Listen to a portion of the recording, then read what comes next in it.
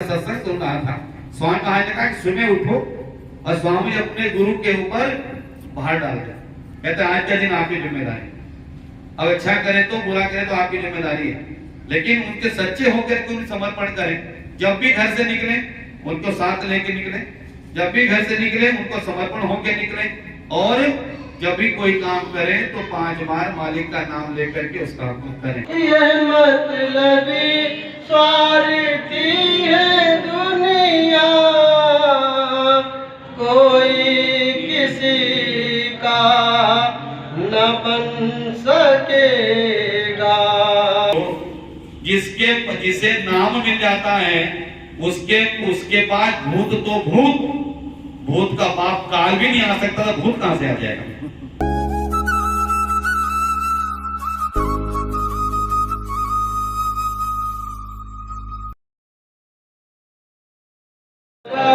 दीदार तेरा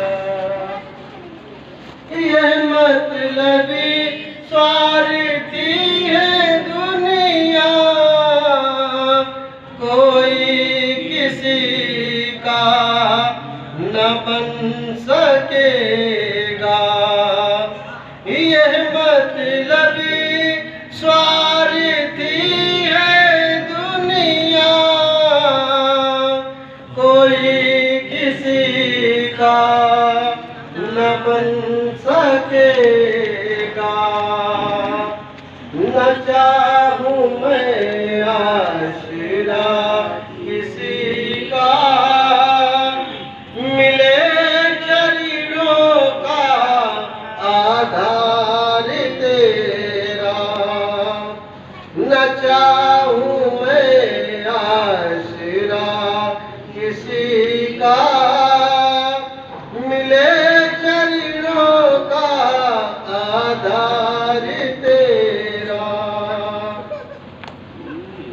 यही तमन्ना है मेरे मुर्शिद कि मेरे दिल में हो प्यार तेरा। करूं हमेशा ये मन के मंदिर में प्यारा प्यारा दीदार तेरा। मेरा ये मन भी है तेरा ही, तेरे हवाले है जिंदगी भी। मेरा ये मन भी है तेरा ही, तेरे हवाले है जिंदगी भी। कि तू मेरा मालिक, तू मेरा स्वामी, मैं हूँ खिदमत गुजार तेरा। तू मेरा मालिक, तू मेरा स्वामी, मैं हूँ खिदमत गुजार तेरा। यही तमन्ना है मेरे मुर्शिद कि मेरे दिल में हो प्यार तेरा। करूं हमेशा ये मन के मंदिर में प्यारा प्यारा दीदार तेरा। न मांगू दुनिया की ऐशो-इशरत, न कोई सुख चाहिए न साधन। न मांगू दुनिया की ऐशो-इशरत, न कोई सुख चाहिए न राहत। मिले जो मुझको तेरी मोहब्बत, शुक्र करूं मैं लख बार तेरा। मिले जो मुझको तेरी मोहब्बत, शुक्र कर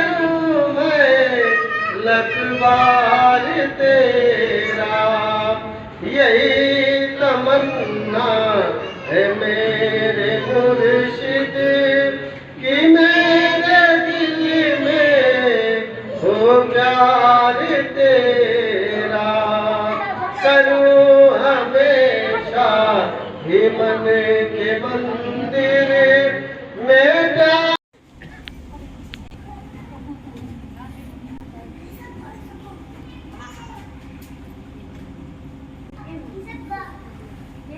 स्वामी जी महाराज जिनकी विशेष अनुकंपा से आज हम सब भाई बहनों को बड़ा ही सुंदर अवसर प्राप्त हुआ है कि हम अपने सद्गुरु स्वामी दिव्यानंद जी महाराज के चरणों में बैठ करके अपने समय को सार्थक कर रहे हैं। स्वामी जी महाराज ने फरमाया है कि वो समय बड़ा मुबारक होता है, चाहे वो किसी भी बहाने से हमें प्राप्त हो, वो समय जब हम सद्गुरु की याद में या सत्संग में आकर के अपना समय लगाते हैं। बहाने कोई भी हो सकते हैं, चाहे जन्म दिवस का हो, शादी विवाह का हो, किसी भी चीज का बहाना हो सकता है, लेकिन वो मुबारक बहाना है क्योंकि हमें उस मुबारक भाई अनिल जी के यहाँ पर ये सत्संग कार्यक्रम हो रहा है। ये स्वामी जी महाराज की ही दया है जो हमें ये मौका मिला।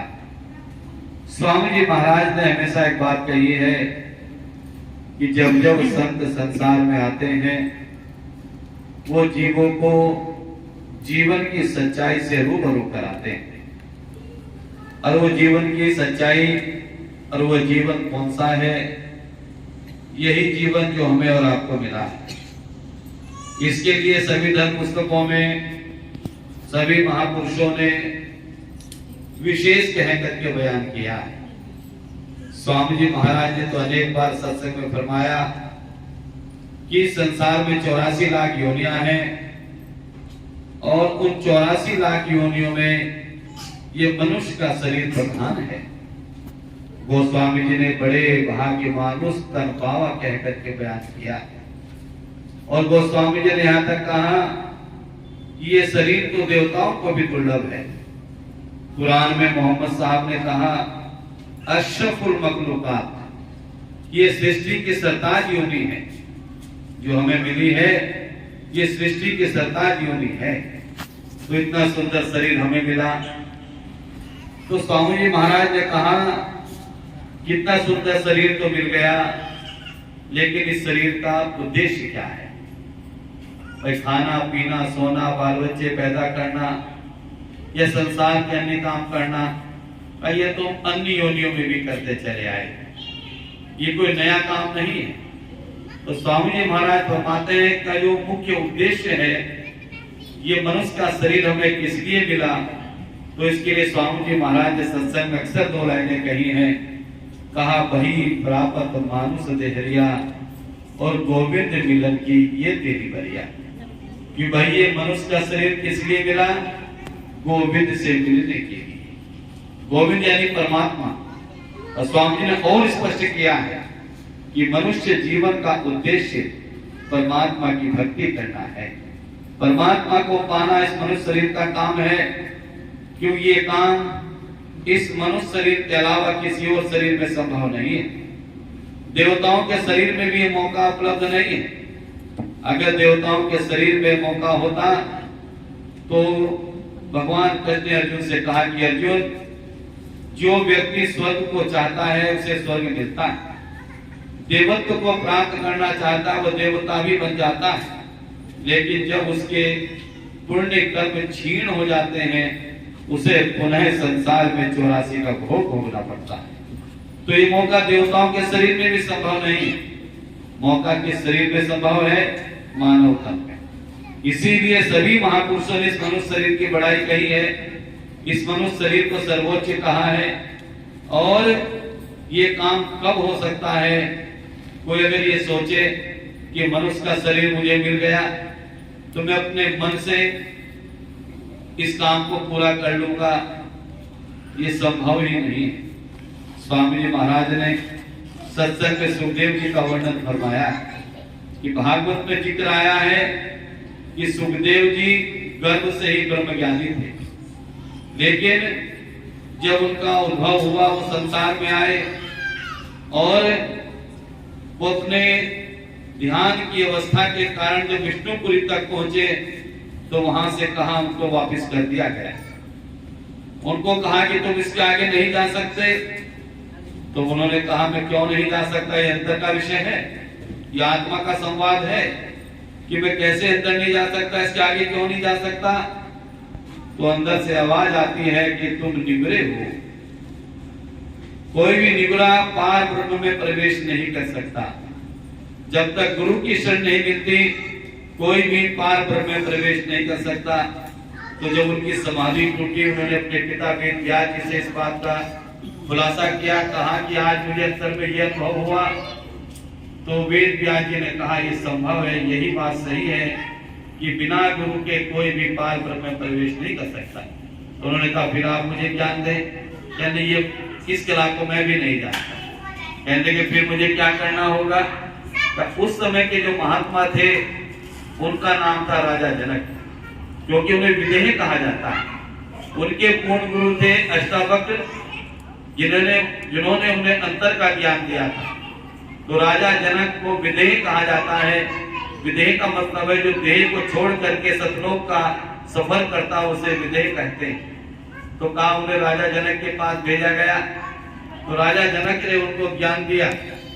राजा जनक ने उनको तरीका बताया। वैसे तो विषय बहुत लंबा है, लेकिन राजा जनक के पास उनके पिताजी ने उनको भेजा और उसके बाद जब उनको ज्ञान मिल गया, तरीका मिल गया, वो संतुष्ट हो गए। तो उनके पिताजी ने उनसे पूछा, जब वो घर वापस गए, कहने कि भाई गुरु कर आए। कहने जी पिताजी बताओ तुम्हारा गुरु कैसा है। जब ये बात कही तो चुप रहे, कुछ नहीं बोले। फिर उनके पिता ने कहा अरे भाई क्या तुम्हारे गुरु सूर्य जैसे हैं। तो उन्होंने कहा हाँ है तो सूर्य के जैसे ही, लेकिन सूर्य जैसा तेज उनके अंदर है, लेकिन सूरज में गर्मी है और मेरे गुरु में गर्मी नहीं। सूरज में गर्मी है लेकिन मेरे गुरु में गर्मी नहीं है। तो फिर उनका क्या चंद्रमा जैसे हैं। कहते हाँ है तो चंद्रमा के जैसे, लेकिन चंद्रमा में एक कमी है, वो मेरे गुरु में नहीं है। मतलब क्या कमी है कि चंद्रमा में दाग है लेकिन मेरे गुरु में कोई दाग नहीं है। इतनी सुंदर बात जब कही तो वेद व्यास जी चुप हो गए। और बात भी सही है कि जब तक गुरु नहीं मिलता कोई भी अपने इस उद्देश्य को पूरा नहीं कर सकता।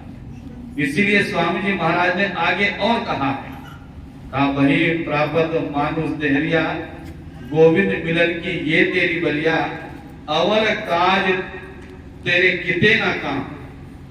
का अवर काज तेरे किते ना काम, कर साधु संगत भज केवल नाम। स्पष्ट कर दिया स्वामी जी महाराज ने कि इस काम को करने के लिए तुमको नया काम नहीं करना। अवर काज तेरे किते ना काम, कोई नया काम नहीं करना। वही पुरातन से पुरातन, सनातन से सनातन, उसी काम को करके हम इस काम को पूरा कर सकते हैं। वो क्या काम है? कर साधु संगत, कि साधु की संगत करनी पड़ेगी। साधु की संगत है, सदगुरु की शरण में जाना पड़ेगा। इस बात के लिए तो गोस्वामी जी ने कहा है, एक घड़ी आधी घड़ी और आधी से बुनियाद, अरे तुलसी संगत साधु की हरे कोटि अपराध। और इसी का सच्चे पातशाह श्री गुरु नानक देव जी महाराज ने कहा कि साध संगत मोरी जलन बुझाई, कि साधु की संगत से ही ये संसार की तपन, संसार की जलन खत्म होती है। जो अंदर की काम, क्रोध, लोभ, मोह, अहंकार की जो तपन है, जलन है, कहते ये गुरु की कृपा से ही खत्म होती है। और इसी बात को मीराबाई के लिए भी बहुत सुंदर ज्वलंत उदाहरण दिया जाता है। ये उदाहरण मुझे बहुत ही सुंदर है, क्योंकि मीराबाई के बारे में सभी लोग जानते हैं। ये उदाहरण इतना सटीक और सत्य है कि मीराबाई के बारे में सभी लोग इस विषय को जानते हैं कि मीराबाई भगवान कृष्ण की उपासना करती थी, भगवान कृष्ण की साधना करती थी और भगवान कृष्ण को अपना पति मानती थी। और यहाँ तक कि उसने फेरे भी भगवान कृष्ण को साथ लेकर के ही लिए थे। कहा भी था उन्होंने एक शब्द के अंदर, मेरो तो गिरधर गोपाल दूजो ना कोई, कि मेरा तो एक ही है, वो है गिरधर गोपाल, दूसरा कोई है ही नहीं। लेकिन ज्यों ज्यों मीरा बड़ी हुई, शादी भी हो गई, उसके बाद मीरा को बेचैनी होने लगी। जो बेचैनी क्यों होने लगी? क्योंकि जिस चीज के लिए मानव तन मिला, उसे ये उम्मीद ही नहीं थी कि इस मेरा ये उद्देश्य पूरा होगा कि नहीं होगा। तो उन्होंने एक शब्द की रचना की, एक भजन लिखा, उसमें उन्होंने लिखा, हे री मैं तो दर्द दीवानी, मेरो दर्द न जाने कोई, कि मैं एक मेरे अंदर एक पीड़ा है, एक दर्द है जिसे कोई नहीं जानता, कि दर्द के मारे बन बन डोलू, वैद्य मिला नहीं कोई, कि मैं उस दर्द के मारे न जाने कहां का तलाश करती रही, उसका वैद्य नहीं मुझे कोई मिला। भाई बाहर का दर्द हो तो वैद्य मिल जाए, कमर का दर्द हो, सिर का दर्द हो, पेट का दर्द हो, पैर का दर्द हो, तो बाहर की दवाई काम कर जाए, लेकिन उसे वो दर्द था ही नहीं। क्योंकि किसी ने पूछा कि मीरा तुम्हें किस बात का दर्द है? भाई तुम्हें किस चीज की कमी है? तुम्हारे पास तो सब कुछ है, महारानी हो, रुपया पैसा तुम्हारे पास, बंगले तुम्हारे पास, कहते हाथी घोड़े तुम्हारे पास, जमीन जायदाद तुम्हारे पास, और सबसे ज्यादा जो औरतों की जरूरत होती जेवर, वो उसकी कमी तुम्हारे पास नहीं, हीरा पन्ना पुखरा सब तुम्हारे पास, तुम्हारे पास तो किसी चीज की भी कमी नहीं, तुम तो महारानी हो, फिर तुम्हें किस बात का दर्द है? तब मीरा ने कहा, तासू पीर कहूं तन केरी, फिर नहीं भरमो हानि, कि मेरी एक ही पीड़ा है, मैं किससे कह दूं कि मैं दोबारा संसार में आना नहीं चाहता। मेरी ये सबसे बड़ी पीड़ा है कि मैं दोबारा संसार में नहीं आना चाहती, मुझे मुक्ति मिलेगी कि नहीं मिलेगी, ये मेरी सबसे बड़ी पीड़ा है। तो लोगों ने कहा, भगवान कृष्ण से पूछो, भाई जब तुम उनकी उपासना करती हो, उनके दीवानी, उनसे तुम्हारी बात होती है, तो भगवान कृष्ण से ही क्यों नहीं पूछती हो? तो जब उन्होंने ये बात सुनी, बात भी सही है, भाई जिसकी उपासना कर रही हो उसी से पूछो। तो जब वो ध्यान पर बैठी, भगवान कृष्ण की जब उनका सामना हुआ, अंतर में भगवान कृष्ण से उनकी बात हुई, तो उन्होंने भगवान कृष्ण से कहा, प्रभु आप भी मिल गए, लेकिन मन बड़ा बेचैन रहता है, मन में शांति है, और एक सवाल है, क्या मुझे मुक्ति मिल जाएगी?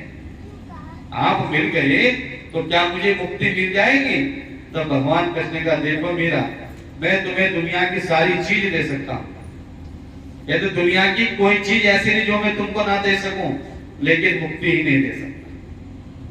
वो ठेका मेरे पास नहीं है, कहते मुक्ति मैं तुमको नहीं दे सकता। कहले प्रभु कैसी बात कर रहे हो, आप तो योगेश्वर हैं, आप तो त्रिलोक के मालिक हैं, लेकिन आप कहते मुक्ति नहीं दे पाएंगे। कहते हाँ, ये काम मैं नहीं कर सकता। कहते फिर इसका काम किसके जिम्मे है, वो कौन करेगा? तब उन्होंने एक बात कही, देखो मीरा, अगर तुम्हें मुक्ति चाहिए, तुम्हारे दिल में शांति चाहिए, तो उसका एक ही तरीका है, किसी संत की शरण में चली जाओ, कि संत के पास जाओ। तब मीरा कहाँ गई? क्योंकि बिना संत के काम होना नहीं है। गोस्वामी जी ने रामचरितमानस में सीधा कह दिया, गुरु बिन भव निध तरे न कोई, अरे जेव विरंच शंकर सम होई, कि चाहे तो ब्रह्मा और शंकर के समान क्यों ना हो जाए, लेकिन बिना गुरु के भव से पार हो ही नहीं सकता।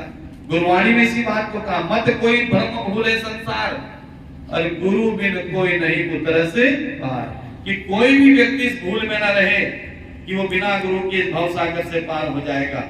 जब गोस्वामी जी कहते हैं ब्रह्मा और शंकर के समान होकर के भी बिना गुरु के मुक्ति नहीं मिलनी है, तो भैया इससे बड़ी तो कोई बात उससे हो नहीं सकती। तब मीरा की बात समझ में आई, तो मीरा कहाँ गई? संत रविदास के पास। और संत रविदास ने क्या दिया? वही दिया जो स्वामी दिव्यानंद जी महाराज ने हमें और आपको दिया। कोई नई चीज नहीं दी थी, उन्होंने वही चीज दी थी मीरा को जो स्वामी जी महाराज ने हमें दिया। और वो क्या चीज है? तो मीराबाई का एक छोटा सा शब्द में चंद लाइन अक्सर बोल दिया करता हूँ, क्योंकि मीराबाई ने जो बात कही है उसे भी समाज को सुनना होगा। जब तक वो नहीं सुनेंगे तो मीराबाई के भजन गाने से कोई फायदा नहीं है, मीराबाई की बात करने से कोई फायदा नहीं है। क्योंकि मीराबाई ने स्पष्ट कहा, पायो जी रतन धन पायो, पायो जी मैंने नाम रतन धन पायो, वस्तु अमोलक दी मेरे सतगुरु, वस्तु अमोलक दी मेरे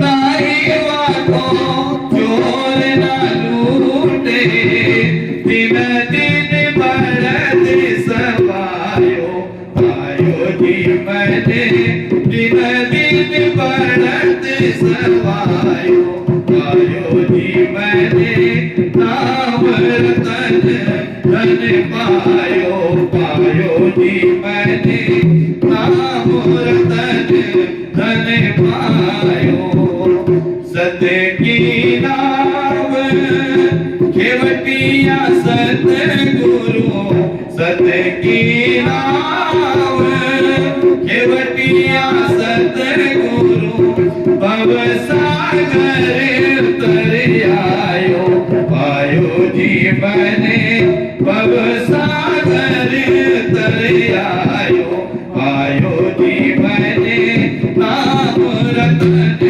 धन पायो पायो जी मैंने नाम रतन धन पायो पायो जी मैंने नाम रतन धन पायो।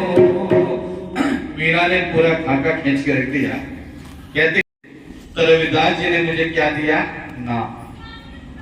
और नाम की वो सत्ता है, नाम वो एक चीज है कि जिस जीव को मिल जाता है और जो पूर्ण सदगुरु से नाम ले लेता है, कहते हैं कि उसका बेड़ा पार।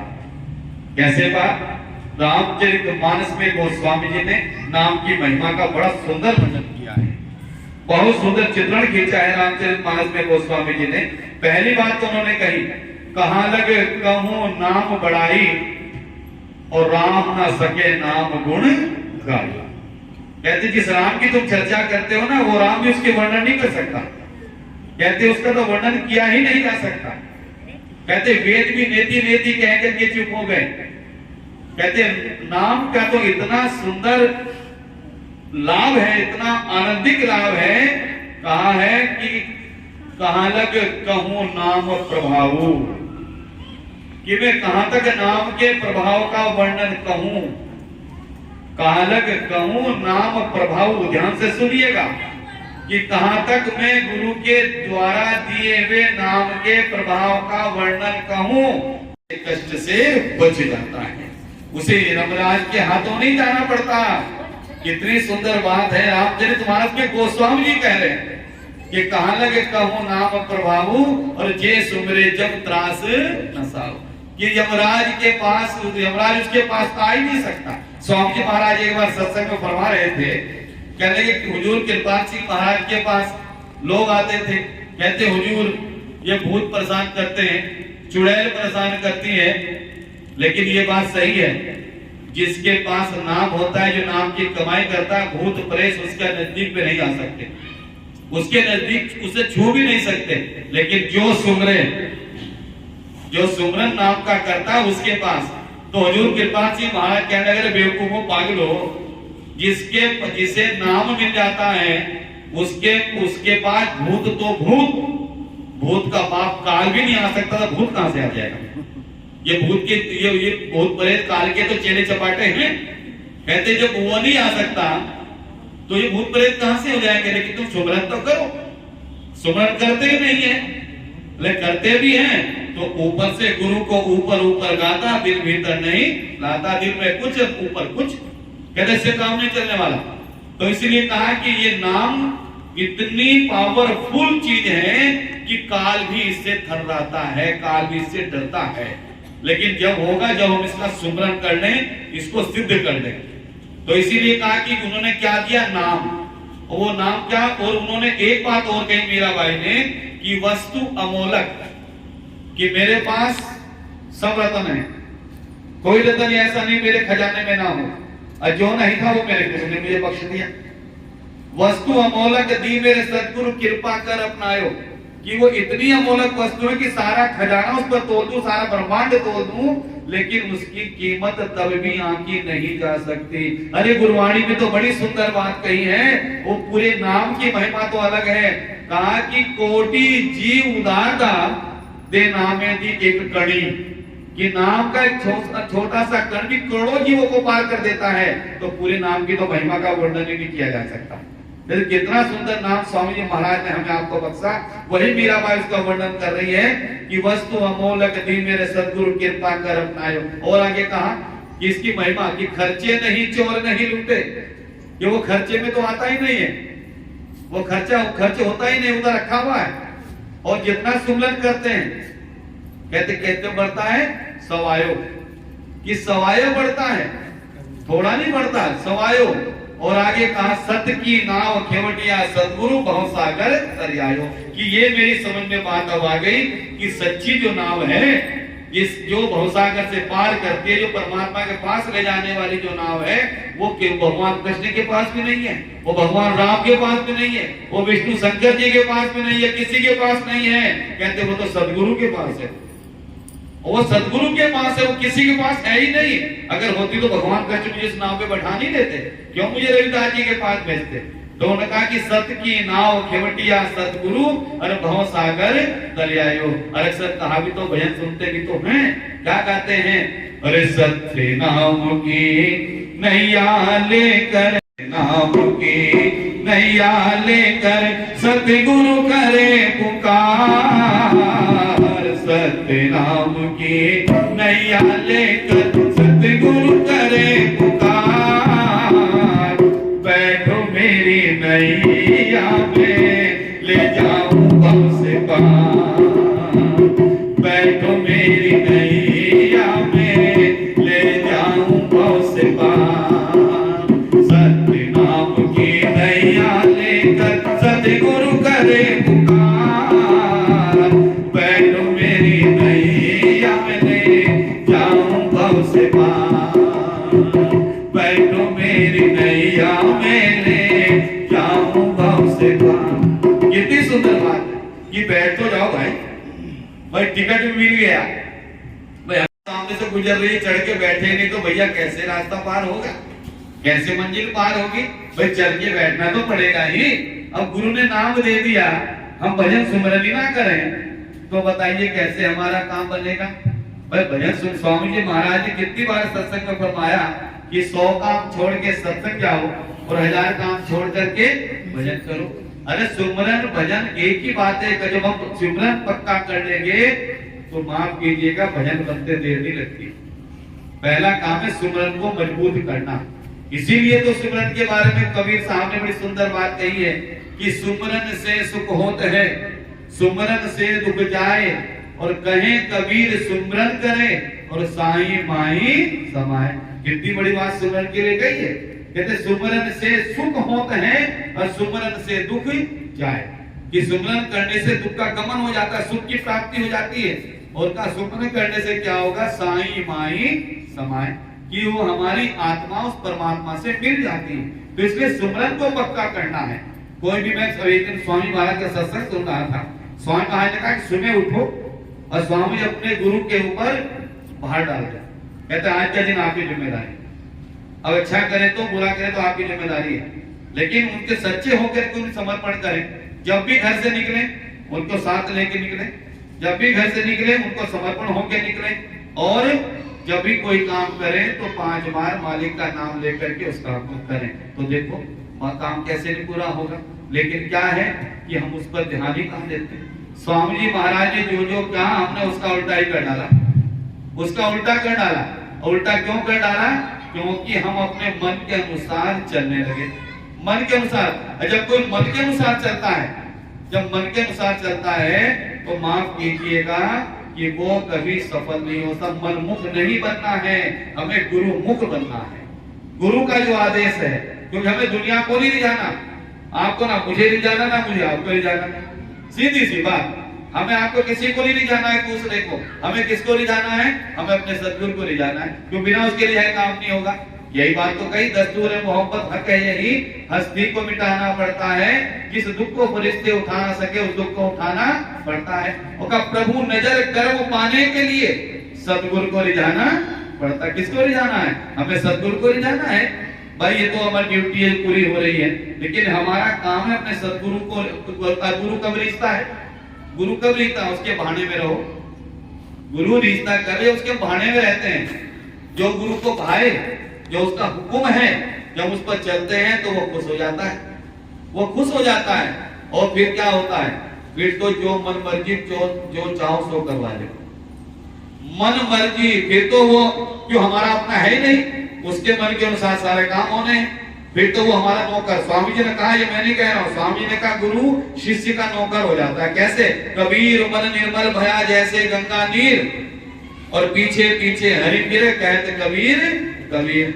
फिर वो डरता ही नहीं किसी बात से, क्योंकि उसके पीछे तो परमात्मा फिरा है। फिर उसे ना बंदूक वाला लेके चलने की जरूरत है, रिवॉल्वर वाला लेके चलने की जरूरत है, ना उसे कोई शैडो लेके चलने की जरूरत है। वो अकेला ही चलता है, वो जहां भी जाता है अकेला चलता है, आगे पीछे बंदूक वाले लेके नहीं चलता। क्यों? बंदूक वाले क्या रक्षा कर देंगे? जो गुरु चाहेगा वो जिसका मालिक रखवाला हो जाए। लाज तजा जिन राम पर छोड़ दिया सब भार, और पलटू सोवे मगन में ये साहिब चौकीदार। जब ये चौकीदार हो जाएगा, तो जब ये चौकीदार हो गया तो फिर तो मगन में सो। कबीर साहब ने कहा अनहोनी होनी नहीं होनी हो सो होए, और कबीर भरोसे राम के निर्भय होकर सोए। क्या आराम से सो, रखवाली अपना करेगा, उसकी जिम्मेदारी है। जब उसके समर्पित हो गए, उसके बच्चे हैं, तो जिम्मेदारी उसकी बनती है। इसीलिए कहा कि हमें क्या करना है। मैंने कई बार एक किस्सा सुनाया है आपको, आज फिर सुना दे रहा हूँ। कहते कि एक बार अकबर और बीरबल भोजन करने के लिए बैठे। सुना होगा आपने सत्संग में कि अकबर और बीरबल भोजन करने के लिए बैठे। अब भोजन में कई सामग्री आई, साथ में बैंगन की सब्जी भी आ गई। और सारी सब्जी तो ठीक है, लेकिन बैंगन की सब्जी देख करके बादशाह के नाक मुंह सिकोड़े। कहने के बताओ बीरबल, ये भी कोई सब्जी है? काली कलूटी। कहते बादशाह सरमत बिल्कुल सही बात है, ये कोई सब्जी है? इसका तो नाम ही बेगुन है, इसका तो नाम ही बेगुन, इसका कोई गुण है ही नहीं।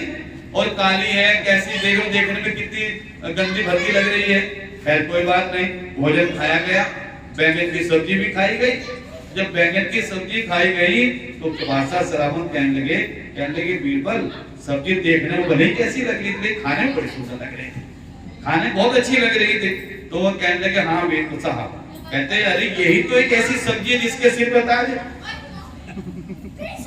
यही तो एक ऐसी सब्जी इसके सिर पर ताज है। और कहते इसकी तो अनेक चीज पकौड़ी भी बन जाती हैं, इसका भरता भी बन जाता है। और कहते ये बहुत स्वादिष्ट है, खाने में बड़ी स्वादिष्ट होती है। इसके तो इतने गुण गाए जाए उतने कम है। अब बीरबल का मुंह देखे बादशाह, कहने लगे ये बताओ बीरबल। कहने हाँ हजरत, कि मैंने जब इसकी बुराई करी, मैंने कहा ये अच्छी नहीं, तो तूने कितनी बुराई गिना दी। और जब मैंने कहा कि खाने बड़ी अच्छी थी, तुमने इसकी अच्छाई गिना दी। आगे तुम्हारा मतलब क्या है?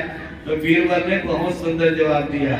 कहा कि देखो हजरत, कहने के बादशाह सलामत, आज मैं जिस ओहदे पर बैठा हूँ, आज मैं जिस ओहदे पर बैठा हूँ, ये ओहदा मुझे बैंगन ने नहीं दिया। ये बैंगन ने नहीं दिया कि मैं बैंगन के गुण गाऊं। कहते बैंगन का मतलब ये है कि बैंगन की सब्जी आपको अच्छी लग रही थी, तो मुझे भी अच्छी लग रही थी, क्योंकि मुझे तो आपको पसंद करना भी, तो आपकी बात में हाँ में हाँ मिलाना है। और बैंगन की सब्जी आपको बुरी लगी तो भैया मुझे भी बुरी नहीं साहब, बैंगन का कोई मेरा मतलब नहीं है, मुझे तो ओहदेदार बनाने वाले आप हैं। तो इसी तरह हमें अपने गुरु ने जो कहा ये चीज अच्छी है, सो फार गुड, बिल्कुल सही कहा आपने, बहुत अच्छी है। और अच्छी नहीं है तो बिल्कुल भी नहीं है, क्योंकि बैंगन है हमारा गुरु, सदगुरु बादशाह है। हमें किसे खुश करना है? हमें अपने मालिक को खुश करना है। और का गुरु राजी तो करता राजी, और काल कर्म की चले ना बाजी। अगर गुरु राजी हो गया तो परमात्मा तो ऑटोमेटिक हमारे पीछे पीछे घूमेगा, क्योंकि गुरु के अंदर बैठ के ही परमात्मा काम करता है। तो गुरु राजी तो करता राजी, वो परमात्मा भी राजी हो जाएगा। इसलिए अपने परमात्मा को खुश करो, अपने गुरु को खुश करो। हम दूसरे बैंगन को क्यों खुश करते घूमे? अरे उसने बैंगन बनाया था कि हाँ बैंगन बहुत अच्छा था, उनका बहुत अच्छा बैंगन है, और ये बैंगन का तो बेकार है, हमारे लिए बेकार। बात करता हूँ, हमें तो आपके हुक्म में रहना है, क्योंकि गुरुवाणी में बड़ी सुंदर बात है, तन मन धन सब सौंप गुरु को हुक्म मनिए पहिए। तन मन धन, लोग सोचते बताओ गुरु जी तन भी मांग रहे, धन भी मांग रहे और मन भी मांग रहे, सब कुछ गुरु को दे दो। अरे भैया गुरु को देना नहीं है, गुरु तुम्हारा लेकर करेगा क्या? वो तो कुल मालिक है, उसे तुम्हारा ना धन चाहिए ना मन चाहिए और ना ही तुम्हारा तन चाहिए, उसे तो सिर्फ तुम्हारा प्यार चाहिए। अरे यही बात तो राजा जनक से अष्टावक्र जी ने कही थी, जब उन्होंने कहा कि मुझे परमात्मा की भक्ति करनी है। कहते 3 चीज देनी पड़ेगी। कहते क्या? तन मन और धन। संकल्प कर दिया, क्योंकि उसको तो चाहिए था। और जब वो ध्यान पर बैठा, उसका मन डावाडोल हुआ, उन्होंने कहा भाई धन भी मेरा, मन भी मेरा, और तो धन भी तेरा, उन पर ध्यान मत लगाना। और जब ध्यान लग गया, उसको मन मुराद पूरी मिल गई, तब उन्होंने राजा जनक को अष्टा बकरी जी ने कहा अब सुनो मेरी बात। कहने लगे जी, कहते देखो मैंने तुमसे तन भी लिया था, मन भी लिया था, धन वो मेरा था। कहते जी हुजूर हमने आपको दे दिया था, वो आपका ही है, लेकिन अब मैं तुमको ये तीनों चीजें वापस कर रहा हूं, धन भी दे रहा हूं, मन भी दे रहा हूं और धन भी दे रहा हूं। लेकिन इन सब चीजों का उपयोग तुम किस तरह करोगे, ये सोच करके करोगे कि गुरु का दिया हुआ प्रसाद है। अब इसका उपयोग तुम्हें कैसे करना है कि गुरु का दिया हुआ प्रसाद। अब प्रसाद की महिमा तो हम जानते ही हैं। जैसे कि लैया, बाजार में लैया लेने जाते हैं तो बाजार वाले से क्या कहते हैं कि भैया 1 किलो या 2 किलो 5 किलो लैया दे देना। तो वहां लैया मांगी, और जब वही लैया चल करके सत्संग में आ गई, तो फिर जो सत्संग में फिर लैया नहीं मांगते हैं, दुकानदार से लैया मांगी थी, लेकिन सत्संग में प्रसाद मांगा था। चीज एक ही थी, लेकिन भाव बदल गया। ये सत्संग कहते हैं दुकानदार के पास लैया है और वही चीज सत्संग में आकर के प्रसाद हो गई। ठीक इसी तरह दुनिया में हम जो थे जैसे भी थे, लेकिन गुरु की शरण में आकर के हम गुरु की हम इंसान बन गए, गुरु की शरण में आकर के प्रसाद बन गए।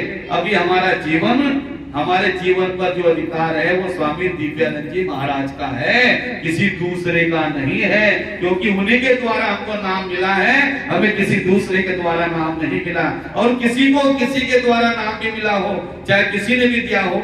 स्वामी जी महाराज ने सत्संग में कितनी बार कहा कि चाहे किसी ने भी नाम दिया है, उस सब की जिम्मेदारी मेरी है। जब स्वामी जी की जिम्मेदारी है तो दूसरे से हमको लेना क्या। वो बैंगन है, उस बैंगन से हमको कुछ मतलब ही नहीं है, उस बैंगन से कोई मतलब नहीं, बैंगन की कोई औकात नहीं है, वो हमारा बाग बांका नहीं कर सकता। मस्त रहो, अपने स्वामी जी महाराज के चरणों में समर्पित हो जाइए। हमें अपने गुरु को रिझाना है, अपने गुरु को रिझाइए। और गुरु को रिझाने का एक ही तरीका है कि हम गुरु के बताए हुए मार्ग का अनुसरण करें, गुरु को खुश करके रखें अपने। जब हमारा गुरु खुश हो जाएगा तो हमारा जीवन धन्य हो जाएगा।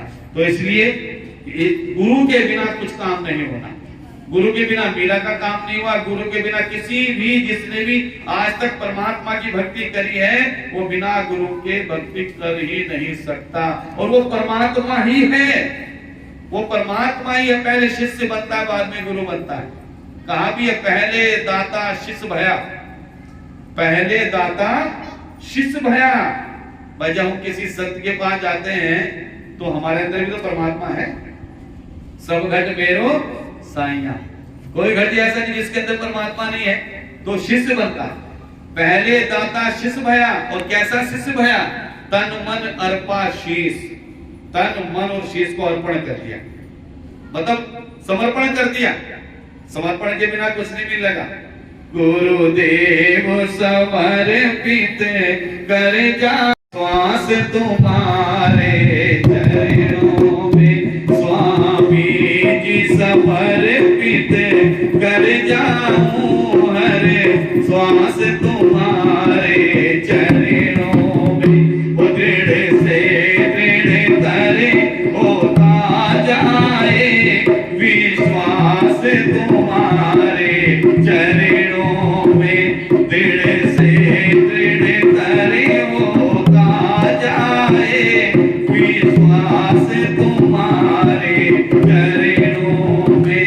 ऐसा क्षण ना दे पाए जो मैं दूर मैं तुमसे हो पाऊं, ऐसा क्षण ना दे पाए जो दूर मैं तुमसे हो जाऊं।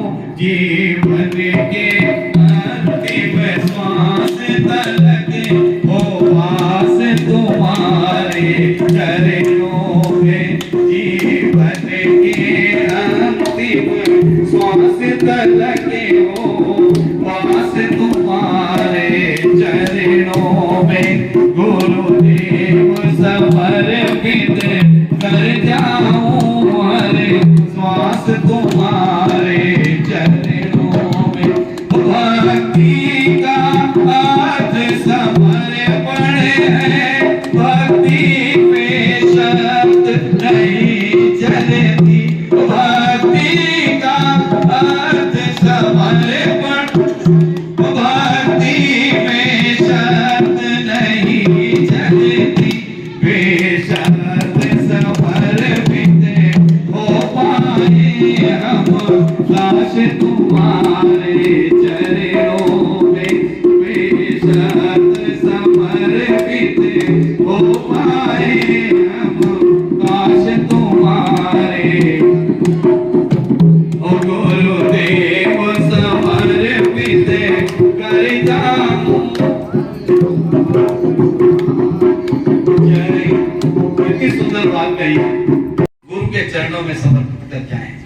क्योंकि कहा श्वास श्वास से नाम ले, अरे मीठा श्वास ना खोए, और न जाने इस श्वास का फिर आवन होए ना होए।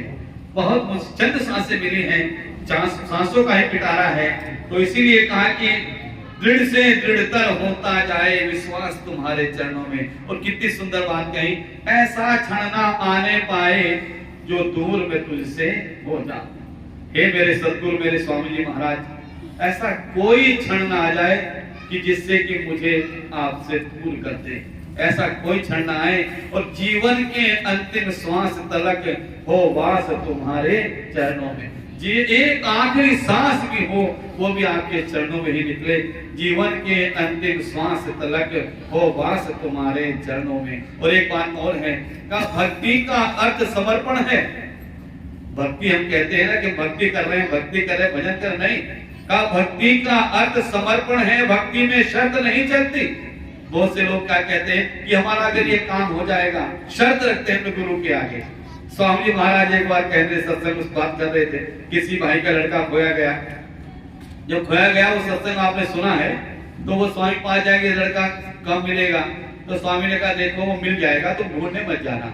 कहने कहाँ मिलेगा? कहते वो है तो शाहदरा में, है तो शाहदरा में, लेकिन ढूंढने मत जाना। लेकिन उन्होंने वो माने ही नहीं, वो ढूंढते रहे ढूंढते रहे ढूंढते रहे, तो ढूंढते रहे तो लेकिन वो पूरे घर वाले पूरा शाहदरा छानवाया, लेकिन तो मिले नहीं।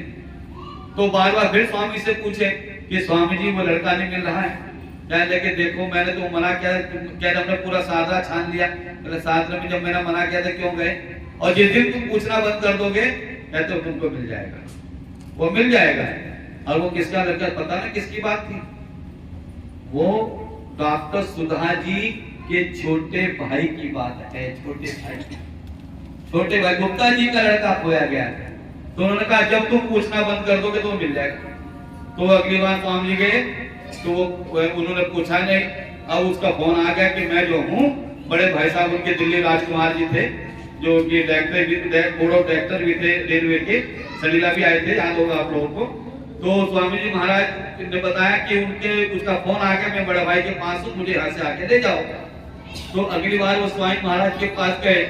पहले स्वामी जी महाराज लड़का तो मिल गया नहीं, लड़का स्वामी महाराज को कुछ नहीं बताया। तो वो लड़का जब घर पहुंच गया उन्होंने पूछा भाई तू कहाँ था? कहने मैं शाहदरा में था। कहने मैंने तो पूरा शाहदरा छान दिया, तुम मिले नहीं। कहने लगे मिलते तुम्हें देख रहा था, तुम ये ढूंढ रहे हो, लेकिन मैं तुम्हें देख के छुप जाता, लेकिन था मैं शाहदरा में। देखो स्वामी जी ने कितने, और स्वामी जी लड़का मिल गया, उन्होंने बात आई गई हो गई। एक दिन उन्होंने पूछा स्वामी महाराज जी लड़का मिल गया कि हमारा भी मिल गया। अरे कहने लगे कम से कम फोन तो कर देते, धन्यवाद तो दे देते।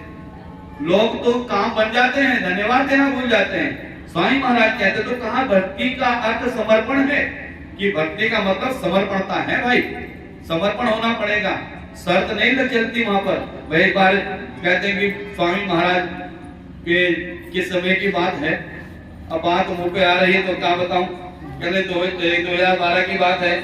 स्वामी जी महाराज से लोगों ने कहा, मुझसे भी लोगों ने कहा कि अब वो सारी एक्टिविटी बंद हो जानी चाहिए, सारी एक्टिविटी बंद हो जानी चाहिए, और कोई सेवा नहीं देगा, कोई ना करे। बहुत बातें हुई, क्यों कि जब तक हमारी बात पूरी नहीं हो जाए, लौट करके वो व्यक्ति आना जाए, तब तक कोई सेवा नहीं दी जाएगी। लोगों ने बहुत खबर सेवा बंद कर दी, समर्पित सेवा बंद कर दी।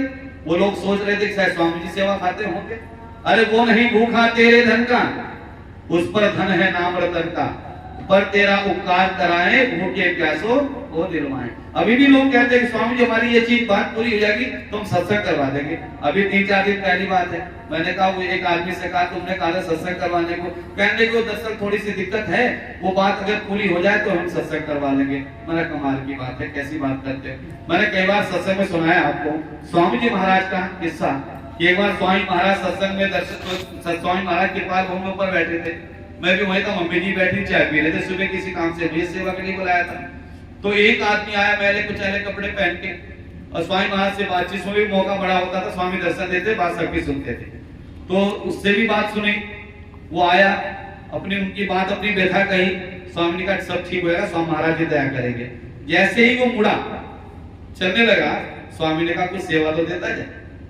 अब देखो अजीब बात है यार, लोग कहें कुछ सेवा मांगी, कुछ सेवा तो देता जा, लेकिन संत का देने का तरीका जैसे निजामुद्दीन औलिया का देने का तरीका था, अमीर खुसरो का, जो वो जूती लेकर के खुश हो गया, वो सारी धन दौलत अपने बहन की लड़की की शादी के लिए खुश हो गया। बहुत सुंदर किस्सा है जो भी आपने ये सुना है सबल।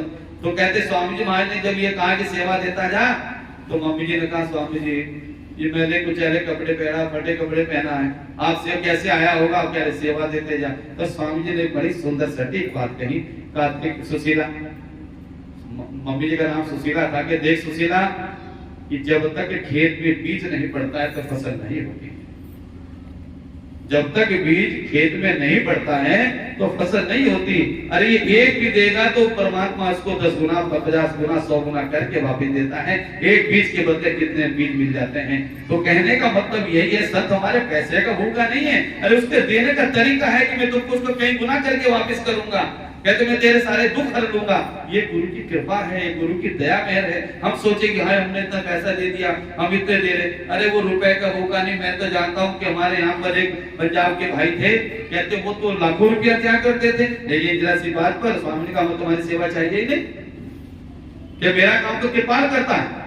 तो इसी तरह हमें किसी बात की ये ना सोचे कि हमने गुरु जी को कुछ दे दिया और यही बात इसने खा ली उसने खा ली। जैसे बड़ा माहौल चल रहा है इस समय कि 10 साल की सेवा खाली, 15 साल की सेवा खाली। अरे भैया खाली तो किसी खाली, स्वामी दिव्यानंद की खाली, तुम्हारा क्या खा लिया पहले ये तो बताओ कि तुम्हारा क्या खाया। एक बार सत्संग में स्वामी जी कह रहे थे इसी बात को, कहते बहुत से लोग कहते कि इसने सेवा खा ली उसने खा ली। तो वो स्वामी भाई ने कहा कि देखो भाई तुमने मुझे दे दी तो मेरी होगी कि नहीं होगी, मेरी तो खाई है, तुमने तो मुझे सौंप दी, तुम्हें ध्यान हुआ तुम्हारा उस पर क्यों है। और दूसरी बात कही उसने खाई मेरी खाई। फिर बाद में स्वामी जी कहने लगे, कहता वो है जिसका खाने का मन होता है। सत्संग में आपने सुना होगा, ये सत्संग है कि कहता वो है जिसका खाने का मन होता है। तो इसलिए ये कभी मत सोचो, स्वामी जी के अनेक तरीके हैं खिलाने के, किसी को आप बंद कर दोगे कहीं और से मिलेगी। वो उसके जिसने मुंह दिया है, जिसने अपने चरणों में लगाया उसकी जिम्मेदारी है, वो पाल पोस के बड़ा करेगा, आपको भी देने की उसकी जिम्मेदारी है, जो वहां रह रहे उनको भी देने की उसकी जिम्मेदारी है। तो इसलिए कभी अपने मन में भी कांड नहीं लाना चाहिए। दे दो तो उस पर विचार मत करो, और विचार करने का मन हो तो देने की कोशिश ही ना करो। बिल्कुल साफ मैं आपके सामने अर्ज करता हूं कि अगर देना है तो उस पर चिंतन मत करो ये कहां जा रही है। और नहीं अगर आप ये सोचो कि हमने दी वो कहां चली गई, तो बाबा सावन सिंह महाराज के किस्सा स्वामी जी ने सुनाया है। क्या सुनाया है कि बाबा काहन के पास बाबा सावन सिंह महाराज जाते थे और उस समय चांदी के सिक्के 100 मिला करते थे, 100 उनकी तनख्वाह थी 100।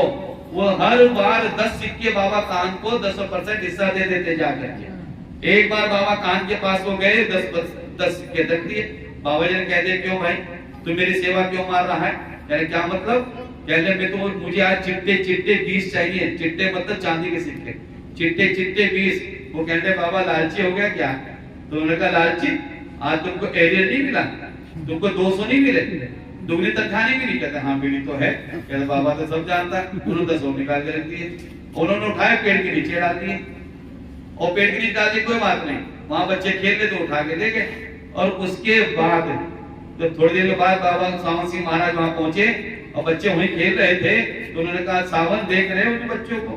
कहते इनको क्या होगा, अभी तक तो अब बीच पे रहे तो वो तो ठीक थे। कहने लगे ये तुम्हारे कर्म हैं, ये तुम्हारे कर्म है जो उनको निकल गए। कहने क्या मतलब मेरे कर्म कैसे, कि तुमने जो सेवा दी थी मैंने तो मिट्टी में डाल दी थी, लेकिन ये उठा कर लेके इन्होंने इस्तेमाल कर लिया, तो वो तुम्हारे कर्म इनको निकल आए। देखो सत्य का तरीका है अपना, वो हमारे कर्मों का निस्तारण कर। वो नहीं भूखा तेरे धन का पर तेरा उपकार करावे, वो हमारा उपकार करता है, लेकिन हम सोचते हैं कि हमने सेवा देंगे बहुत बड़ा काम कर दिया। तो इसीलिए कहा कि गुरु की महिमा बड़ी निराली है। गुरु तो कैसे भी किसी कर्म को काटता है। कहते हैं एक आदमी को जो है खुजली बहुत होती है, बहुत खुजली, वो सब डॉक्टरों को दिखा चुका, सब डॉक्टरों को, और गुरु का काम है कैसे खत्म करें। तो ये किसी ने कहा कि भाई तू एक काम कर, यहाँ बाबा रहते हैं, बाबा सावन सिंह महाराज रहते हैं, इनको दिखा लो जाके। अरे कहने सारी दुनिया के डॉक्टर दिखा दिया, वो ठीक नहीं कर पाए, ये क्या ठीक कर पाएंगे। अरे कहने ले जाओ ना, फिर भी क्या बता क्या दया हो जाए। वो कहना मान के चला गया। सत्संग के बाद कहने हुजूर मेरे बड़ी खुजली क्यों ठीक ही नहीं होती है। कहने के एक काम करो, अगली बार सत्संग का तो 5 किलो देसी घी ले आना, 5 किलो देसी घी ले आना। वो कहने को पता नहीं क्या कह दिया, 5 किलो देसी घी ले आना। भैया चलो, अगली बार वो गया 5 किलो देसी घी लाया, बाबा जी लंगर में डलवा दिया। लंगर में जहाँ लंगर बना वहां डलवा दिया। और जब डलवा दिया तो लंगर के खाने के बाद सारे लोग खुजला है, सबको खुजली। तो सब लोग बाबा जी के पास आए, कहने लगे बाबा जी आज लंगर में पता नहीं क्या विकृति हो गई, क्या खराबी आ गई कि सारी संगत को खुजली हो गई। कहने के भैया मजबूरी थी कि एक भाई आया था, कहते उसको बड़ी खुजली थी, मैंने सोचा उसकी खत्म तो मैंने थोड़ी थोड़ी सब में बांट दी, थोड़ी थोड़ी सब। देखो गुरु की दया है, गुरु, अरे गुरु इतना पावरफुल होता है, वो कुछ भी कर सकता है। गुरु परमेश्वर एक को जान, कि गुरु और परमेश्वर तो एक होते हैं, लेकिन हमारे मन में भेद है। इसलिए का भक्ति का अर्थ समर्पण है। भक्ति में शर्त नहीं चलती, बेशर्त समर्पित हो जाएं हम काश तुम्हारे चरणों में। भैया हमारा कोई शर्त मत रखना, कभी भी कोई शर्त ना रखो और कभी चिंता ही ना करो। स्वामी जी ने एक बार बरेली में एक बात कही थी, मैं आज आपके सामने फिर खोल दे रहा हूँ।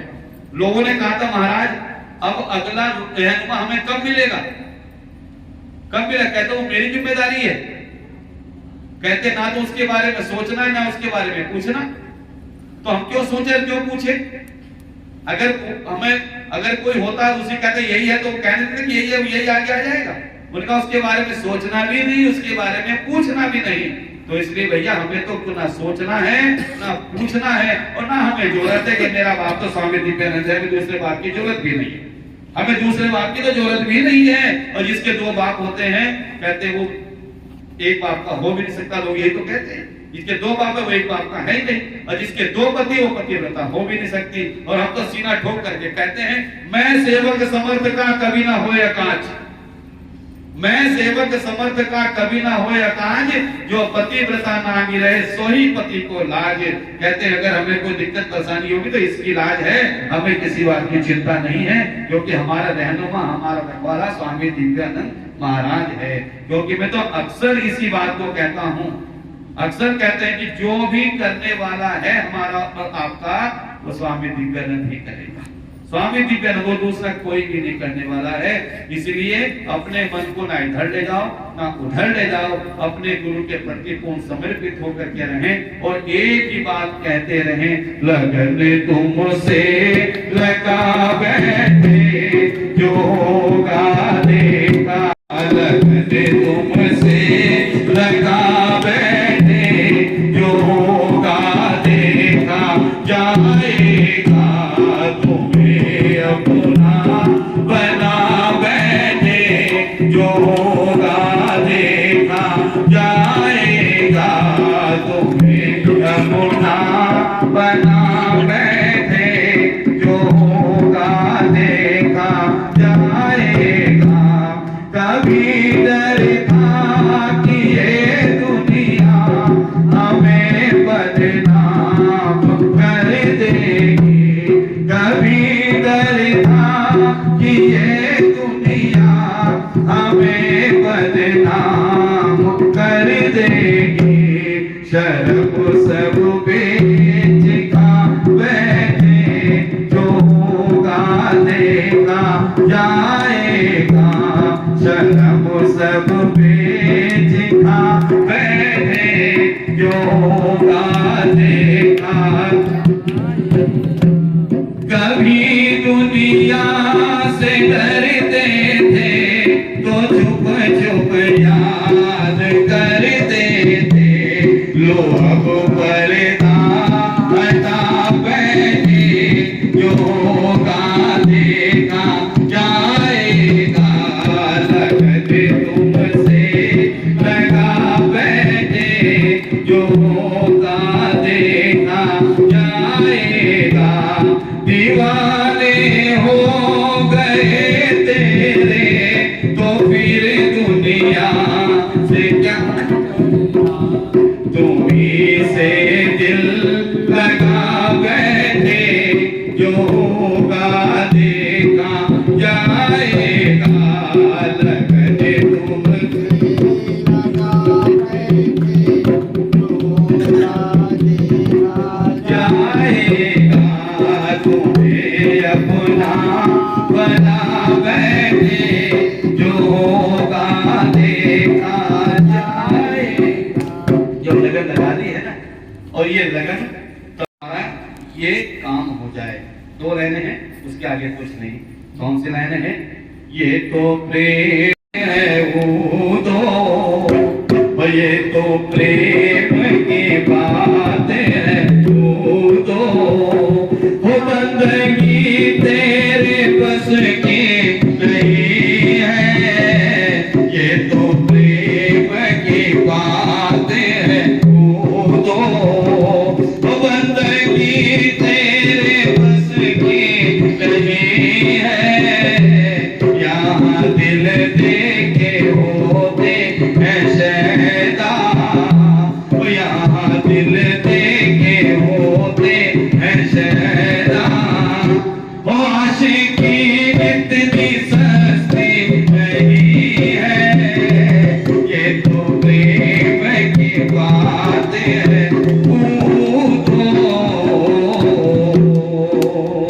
बोलिए स्वामी जी महाराज की जय, सभी महापुरुषों की जय। आपसे भाई बहनों का बहुत बहुत धन्यवाद। आज हम सबने उसी कार्यक्रम के तहत ये आज सत्संग का कार्यक्रम यहाँ पर हुआ। भाई अनिल जी के परिवार को बहुत बहुत बधाई, बहुत बहुत धन्यवाद और उनका कार्य संपन्न करें मेरे सदगुरु स्वामी दिव्यानंद जी महाराज। यही स्वामी महाराज के चरणों में विनती है और हम सब भी इसी कामना से सदगुरु से विनती करें, क्योंकि जिसकी वजह से, जिस कारण की वजह से आज हमें, कारण तो कोई ना कोई होता ही है, जिसकी वजह से हमें आज मालिक के चरणों में बैठने का मौका मिला है, तो वो कारण सफल हो जाए, यही स्वामी महाराज से विनती है। बोलिए स्वामी जी महाराज की जय, बोलिए कृपाल सिंह महाराज की जय, कृपाल के लाल की जय, सभी महापुरुषों की जय। सभी का बहुत बहुत धन्यवाद।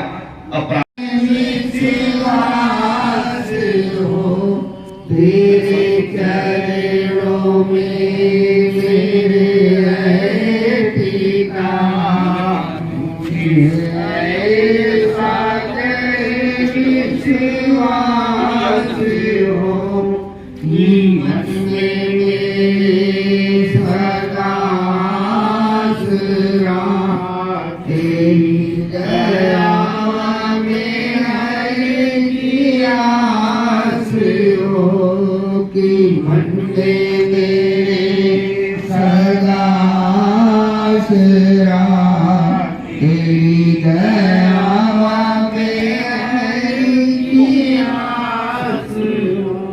चल आए कभी जो दुख की घटाया, करम की होए तपन चल आए कभी जो दुख की घटाया, करम की होए तपन तेरा नाम रहे मेरे चित बसा, तेरी दया में है कि आस हो, तेरा नाम रहे मेरे चित बसा, तेरी दया में है कि आस हो, तेरे चरणों में मेरे है ठिकाना, मुझे ऐसा विश्वास हो कि मन में मेरे सदा आसरा, तेरी दया में है कि आस हो। ये है काम जो हमने है सिर लिया, करे मिल के हम तेरे बाल सब, ये काम जो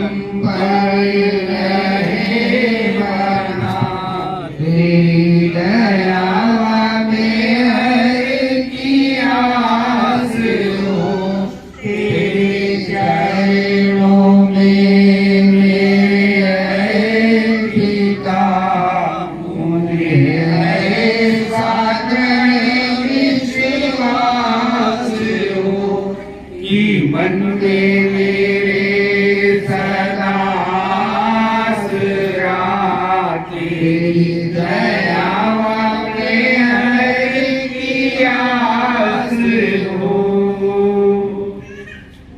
रे बजाता चलो, लड़खड़ाए ना कदम, मेरे राह में नाम का डंका तेरे बजाता चलो। इतनी शक्ति मुझे दो मेरे औलिया, तेरी भक्ति में खुद को मिटाता चलो। नाव बोझल मेरी फूफ के पाप से सो न जाऊं, यही डर सताता मुझे। नाव बोझल मेरी फूफ के पाप से सो न जाऊं, यही डर सताता मुझे। इतना वरदान दे दो मेरे देवता, खुद भी जागो जगत को जगाता चलो। इतना वरदान दे दो मेरे देवता, खुद भी जागो जगत को जगाता चलो। इतनी शक्ति मुझे दो मेरे औलिया, तेरी भक्ति में खुद को मिटाता चलो। मेरे जैसे अनेकों मिलेंगे तुम्हें, पर हमारे लिए तो तुम एक हो। मेरे जैसे